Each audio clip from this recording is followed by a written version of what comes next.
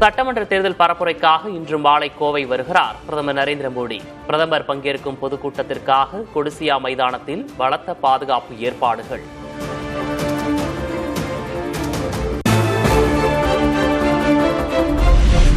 தேர்தல் பரப்புரைக்காக இன்றிரவு கோவை வருகிறார் மத்திய அமைச்சர் அமித்ஷா.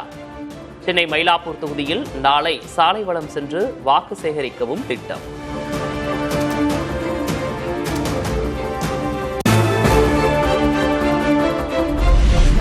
பொன்னேரியில் திமுக, காங்கிரஸ் மற்றும் கூட்டணி வேட்பாளர்களுக்கு ஆதரவாக ராகுல் காந்தி பரப்புரை. தனது இதயத்தில் தமிழக மக்களுக்கென முக்கிய இடம் இருப்பதாகவும் நெகிழ்ச்சி. Naturally, over the years,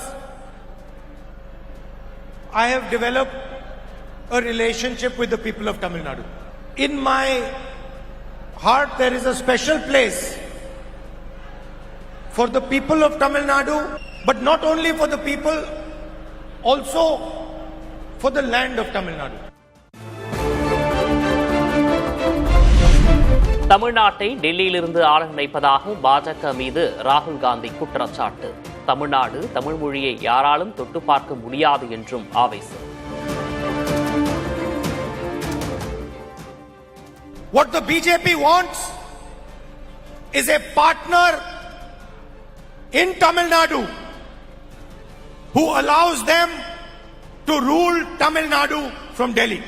One commitment we will give you: the BJP RSS will never ever be able to touch Tamil culture, Tamil language, Tamil tradition.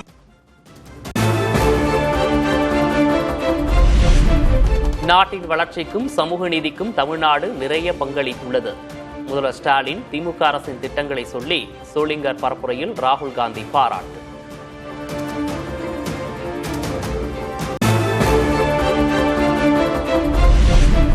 Trump தன்னை ஆட்டுவிப்பது போன்று தமிழ்நாட்டு முதல்வரையும் ஆட்டுவிக்க வேண்டும் என நினைக்கிறார் மோடி. ஸ்டாலினை ஒருபோதும் கட்டுப்படுத்த முடியாது என்பதால் பழனிசாமியை கட்டுப்படுத்த முயற்சிக்கிறார் என்றும் ராகுல் காந்தி பேச்சு.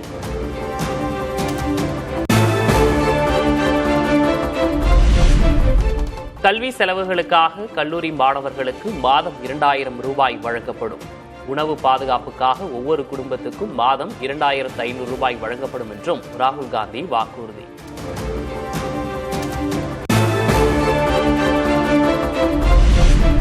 திருப்பூரில் பனியன் தொழிலாளர்களிடம் வாக்கு சேகரித்த முதல்வர் மு.க. ஸ்டாலின் பனியன் ஆலைக்கு சென்று திமுகவின் நலத்திட்டங்களை எடுத்துரைத்து பரப்புரை.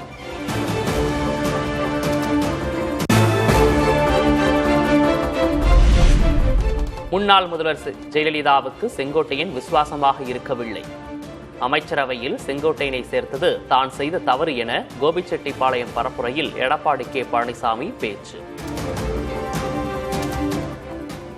அம்மாவுக்கு விசுவாசமானவனா? அம்மாவுக்கு விசுவாசமா இருந்தா பதவி எடுப்பாங்களா? அவர் மீது அவருடைய மனைவியும் மகனும் வந்து புகார் கொடுக்கறனா இவரெல்லாம் மோசமான மனிதர்னு அம்மா சொன்னாங்க. அப்படிப்பட்ட ஆளை, நீக்கப்பட்ட ஆளை நான் முதலமைச்சராகி என்னுடைய அமைச்சர்களை சேர்த்துனதான் நான் செஞ்ச தப்பு.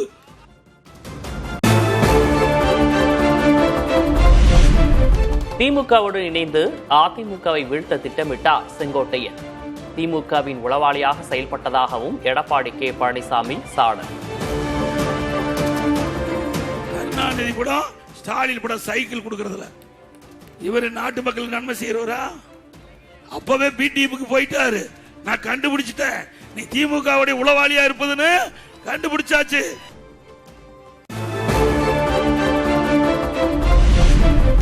கோபிச்செட்டிப்பாளையத்தில் கடந்த முறை போன்று ஆகிவிடக் கூடாது என உதயநிதி ஸ்டாலின் வேண்டுகோள்.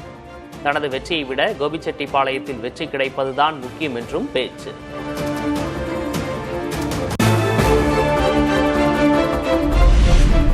தமிழகத்திற்கு பிரதமர் மோடிதான் வருகிறார், ஒன்றிய அரசின் நிதி வருவதில்லை என துணை முதல்வர் உதயநிதி ஸ்டாலின் விமர்சனம்.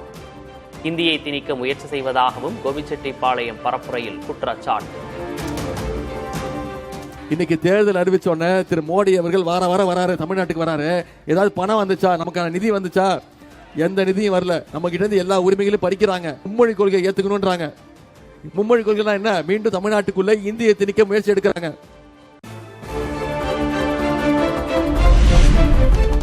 கடலூரில் நாளை நடைபெறவிருந்த தாவேக தலைவர் விஜயின் பரப்புரை ரத்து. சாலை வளத்துக்கு அனுமதி வழங்கப்படாத நிலையில் பரப்புரை ரத்து என தகவல்.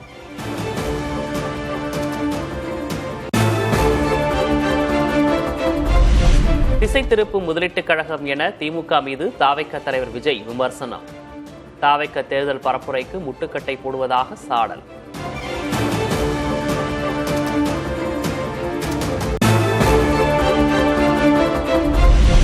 நாட்டு மக்களுக்கு இன்றிரவு 8:30 மணிக்கு தொலைக்காட்சி வாயிலாக உரையாற்றுகிறார் பிரதமர் மோடி. பெண்கள் இடஒதுக்கீடு மசோதா குறித்து பேசக்கூடும் என எதிர்பார்ப்பு.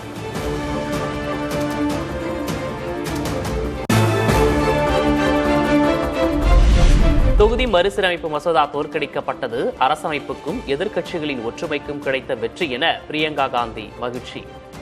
நாட்டின் கூட்டமைப்பின் வடிவத்தை மாற்றி ஆட்சி அதிகாரத்தை நீடிக்க பாஜக செய்த சதி முறியடிக்கப்பட்டதாகவும் கருத்து.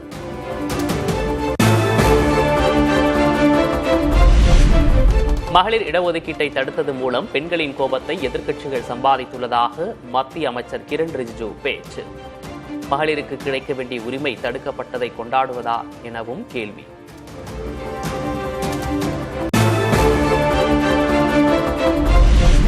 புது வரலாறு படைத்துள்ள திமுகவை இந்தியாவை உயர்வாக பேசுகிறது. நண்பர்கள் யார், துரோகிகள் யார் யார் என்பதை தொகுதி மறுசமைப்பு அடையாளம் காட்டியுள்ளதாக மு.க. ஸ்டாலின் பதிவு.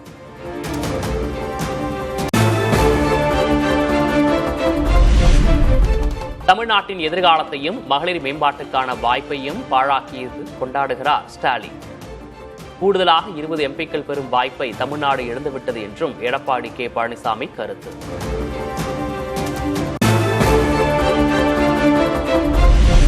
பெண்கள் விரோத திமுகவின் பிடிவாதத்தால் தமிழ்நாடு பலவற்றை இழக்க நேரிடும். மகளிர் மசோதா விவகாரத்தில் பழனிசாமியின் பதிவை சுட்டிக்காட்டி நிர்மலா சீதாராமன் எச்சரிக்கை.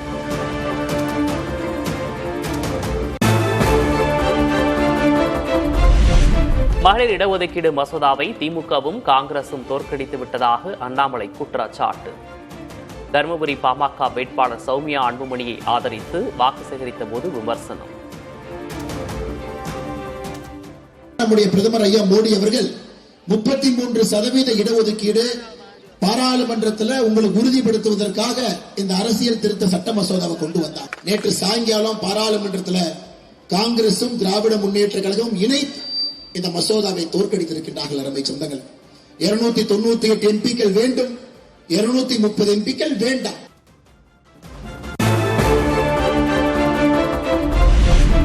மகளிர் இடஒதுக்கீடு தொடர்பாக திமுக சார்பில் மாநிலங்களவையில் தனிநபர் மசோதாவுக்கு நோட்டீஸ். தற்போதுள்ள 543 தொகுதிகளின் அடிப்படையில் மகளிருக்கு 33 விழுக்காடு இடஒதுக்கீடு வழங்க கோரிக்கை.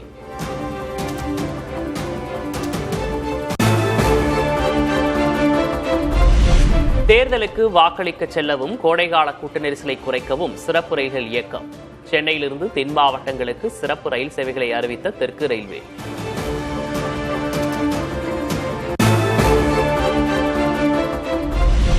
பல்லாவரத்தில் நடந்த புதிய தலைமுறையின் ஜனநாயக திருவிழா சிறப்பு நிகழ்ச்சி. மெட்ரோ ரயில் சேவை, பள்ளி கல்லூரிகளின் தரத்தை உயர்த்தவும் வாக்காளர்கள் கோரிக்கை.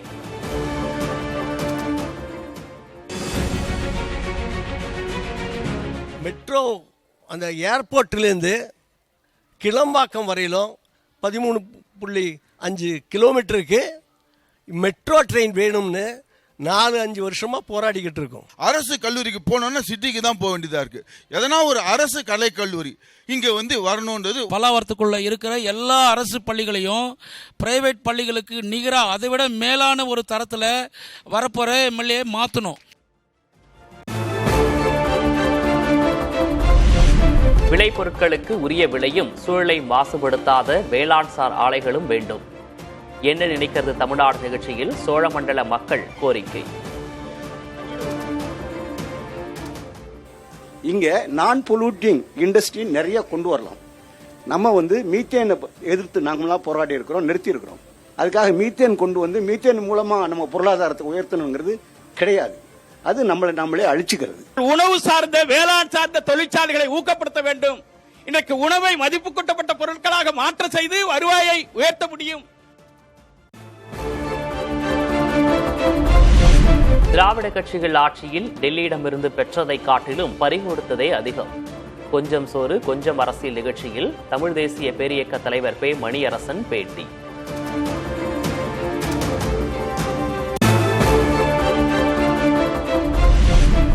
மத்திய அரசு ஊழியர்கள் மற்றும் ஓய்வூதியதாரர்களுக்கான அகவிலைப்படியை 2% உயர்த்த மத்திய அமைச்சரவை ஒப்புதல்.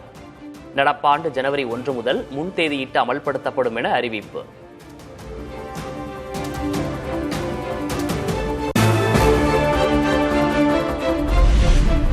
தமிழ்நாட்டில் ஒரு வாரத்துக்கு மழை பெய்யக்கூடும் என வானிலை ஆய்வு மையம் கணிப்பு.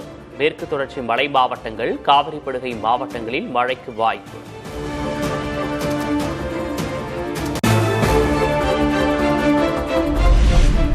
உள் தமிழக மாவட்டங்களில் அதிகபட்ச வெப்பநிலை இயல்பை விட அதிகரிக்கும் என அறிவிப்பு. 2 முதல் 3 டிகிரி வரை செல்சியஸ் வரை வெப்பநிலை உயரக்கூடும் என கணிப்பு.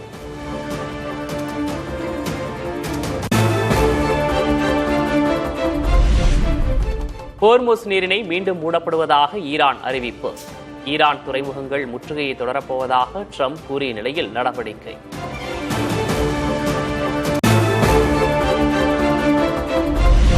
வரும் புதன்கிழமைக்குள் அமைதி ஒப்பந்தத்திற்கு ஈரான் சம்மதிக்காவிட்டால் மீண்டும் குண்டு வீசுவோம்.